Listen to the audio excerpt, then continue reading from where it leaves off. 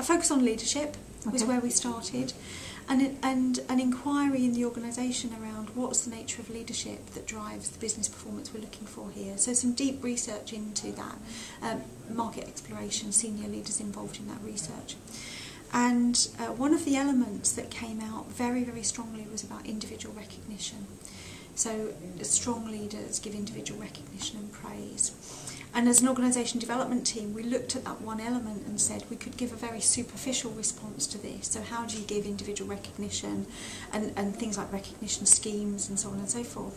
But said there is something in here that's deeper and more meaningful, and we are the only people in the organisation who will be able to invest the time into the research that sits around what provides that individual recognition.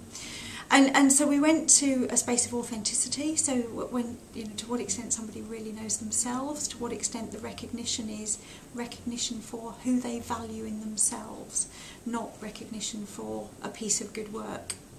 And then authenticity led us to the strengths movement through Gallup's work at the time around Strengths Finder and around First Break All the Rules. So those books kind of led us into that space.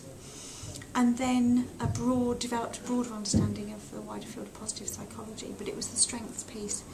And we then looked at, so if we were wanting to encourage use of strengths in our organisation, what would it take to shift from the deficit mindset that is so typically at work in organisations and a focus on overcoming weaknesses?